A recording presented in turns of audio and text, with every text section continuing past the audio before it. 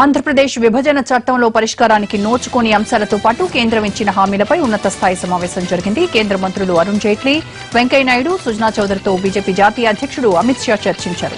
అరుణ్ జైట్లీ ఇంట్లో జరిగిన ఈ భేటీలో ఏపీకి ప్రత్యేక హోదాతో పాటు పోలవరం ప్రాజెక్టుకు నిధులు, విశాఖలో రైల్వే జోన్ ఏర్పాటు ప్రస్తావన కూడా వచ్చింది. వీటిపై వీలైనంత త్వరగా నిర్ణయం తీసుకోవాలని భావిస్తున్నట్టు సమాచారం.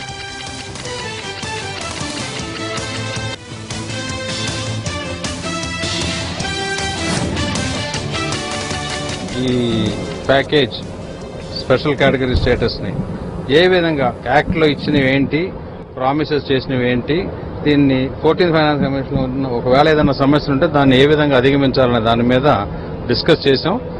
సుమారుగా ఒకటి ఏదో తయారు చేశారు వాళ్ళు. అది ఇప్పుడు ఫైనల్ గా ఏం చేయగలరు అనేది కనుక వాళ్ళు 2 రోజుల్లో లీగల్ అప్రూవల్ తీసుకొని చెబుతామని చెప్పారు. వస్తు సేవల పన్నుల బిల్లును తెలంగాణ అసెంబ్లీ ఏకగ్రీవంగా ఆమోదించింది. ఏప్రిల్ 1 నుంచి కేంద్రం అమలులోకి తెస్తున్న జీఎస్టీ చట్టం అమలు చేయాలంటే సగానికి పైగా రాష్ట్రాల శాసనసభలు ఆమోదించాల్సింది. దీనికోసం ప్రత్యేకంగా సమావేశమైన తెలంగాణ అసెంబ్లీ ఇవాళ బిల్లుకు చట్టరూపం కల్పించింది. ఉదయం సమావేశాలు ప్రారంభం కాగానే ముఖ్యమంత్రి కేసీఆర్ జీఎస్టీ బిల్లును ప్రవేశపెట్టారు. అన్ని పార్టీలు ఈ బిల్లుకు మద్దతు ప్రకటించాయి. ఏకగ్రీవంగా ఆమోదించి మంచి సంప్రదాయాన్ని నెలకొల్పారని సభ్యులను అభినందించారు కేసీఆర్.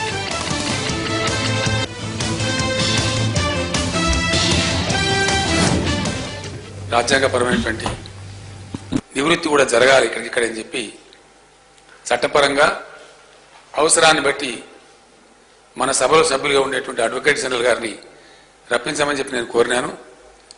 తమకు వారిని కూడా ఆహ్వానించారు. వారు కూడా అడ్వకేట్ జనరల్ గారు కూడా సభలో ఉన్నారు. సభ్యులు తమ అభిప్రాయాలు చెప్పినప్పుడు ఎటువంటి సందేహాన్ని లేకుండా చెప్పారు. 4% ఉన్నటువంటి సిఎస్టీ సెంట్రల్ సేల్స్ ట్యాక్స్ ఏదైతే ఉందో దాన్ని 2% తగ్గించండి, మేము కంపెన్సేట్ చేస్తామని చెప్పి అప్పటి ప్రభుత్వం చెప్పింది అధ్యక్ష. చెప్తే రాష్ట్రాలన్నీ నమ్మి చేసిన తర్వాత వాళ్ళు కాంపెన్సేట్ చేయలేదు అధ్యక్ష. తద్వారా ఇప్పుడు మన రాష్ట్రానికి, మన తెలంగాణ రాష్ట్రానికి రావాల్సిన బకాయిలే 10,440 కోట్ల రూపాయలు ఆనాటి ప్రభుత్వం మాట ఇచ్చి తప్పిన దానివల్ల ఇప్పుడు మనకు రావాల్సింది అధ్యక్ష. ఇప్పటి వరకు మనకు దాదాపు 1,700 కోట్ల రూపాయలు రావడం జరిగింది. ఆ విశ్వాసం రాష్ట్రాలలో వచ్చింది కాబట్టి, ఈ ప్రభుత్వం చేస్తా ఉందన్నటువంటి మాట వచ్చింది కాబట్టి ఇలా జీఎస్టీ పాస్ కావడానికి మార్గం సుగమమైందని చెప్పి సందర్భం తెలియాల్సిన అవసరం ఉందని భావించి తెలియజేస్తాం, వేరే ఉద్దేశం కాదు.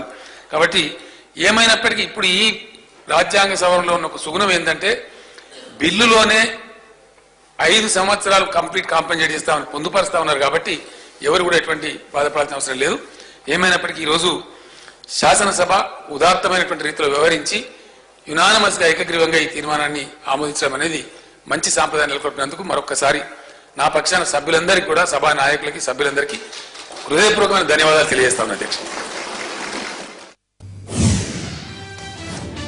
జీఎస్టీ బిల్లుకు తెలంగాణ అసెంబ్లీ ఏకగ్రీవంగా ఆమోదం తెలిపింది. కేంద్ర ప్రభుత్వం పంపిన బిల్లుకు తెలంగాణ ప్రభుత్వం ఆమోదించడం ఆనందంగా ఉందన్నారు బీజేపీ సీఎల్పీ నేత కిషన్ రెడ్డి. బిల్లును ఆమోదించినందుకు టీఆర్ఎస్ కు, ముఖ్యమంత్రికి ఆయన కృతజ్ఞతలు తెలిపారు. జీఎస్టీ బిల్లులో కొన్ని లోపాలున్నాయన్నారు కాంగ్రెస్ నేత చిన్నారెడ్డి. అయితే దేశ ప్రయోజనాల దృష్ట్యా బిల్లును ఆమోదించామన్నారు ఆయన.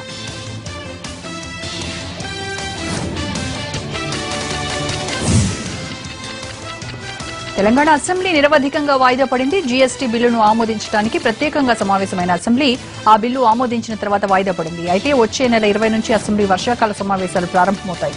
జీఎస్టీ రాజ్యాంగ సవరణ బిల్లును ఆమోదించిన తర్వాత సమావేశమైన బిజినెస్ అడ్వైజరీ కమిటీ ఈ మేరకు నిర్ణయం తీసుకుంది.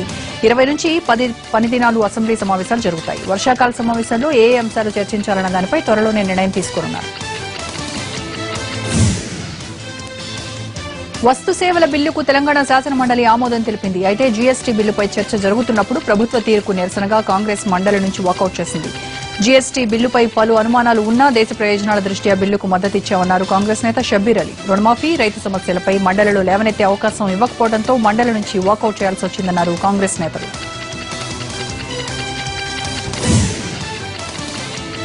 అసెంబ్లీలో అన్ని అంశాలను చర్చించేందుకు సిద్దంగా ఉన్నామన్నారు మంత్రి హరీష్ రావు. వచ్చే నెల చివరి వారంలో శీతాకాల సమావేశాలు ఉంటాయన్నారు. కరవుపై కాంగ్రెస్ నేతలు మాట్లాడడం విడ్డూరంగా ఉందన్నారు హరీష్.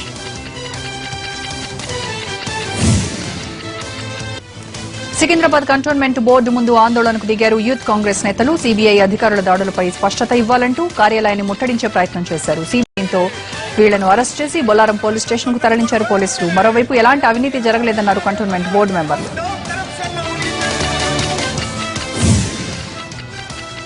తెలంగాణలో పార్టీ ఫిరాయించిన ఎమ్మెల్యేలకు సుప్రీంకోర్టు నోటీసులు అందాయి. నోటీసులను ఎమ్మెల్యేలకు ఇచ్చే అధికారాన్ని సుప్రీంకోర్టు పిటిషనర్ కి అప్పచెప్పడంతో పిటిషనర్ సంపత్ ఎమ్మెల్యేలకు నోటీసులు అందించారు.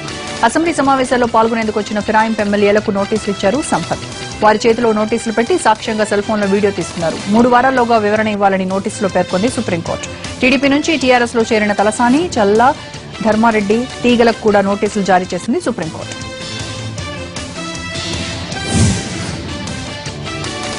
త్వరలో మీ ఇంటికి మీ భూమి పేరుతో వర్క్షాప్ నిర్వహిస్తామన్నారు డిప్యూటీ సీఎం కేఈ కృష్ణమూర్తి. అక్రమాలకు పాల్పడే అధికారులపై కఠిన చర్యలు తప్పవన్నారు. దీనికోసం బయోమెట్రిక్ విధానాన్ని త్వరలోనే అమలు చేస్తామన్నారు కేఈ.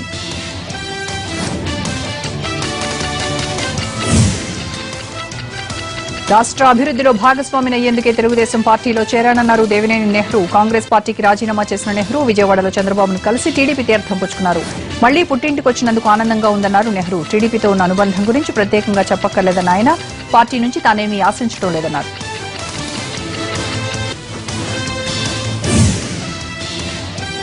కాపు ఉద్యమ భవిష్యత్ కార్యాచరణపై ముద్రగడ పద్మనాభం దృష్టి సారించారు. ఇవాళ దాసరి నారాయణరావు ఇంట్లో ముఖ్య కాపు నేతలంతా సమావేశమయ్యారు. చిరంజీవి, పళ్లవరాజు, అంబటి రాంబాబు, ఉమ్మారెడ్డి వెంకటేశ్వర్లతో పాటు తెలుగు రాష్ట్రాల్లోని ముఖ్య నాయకులు హాజరయ్యారు.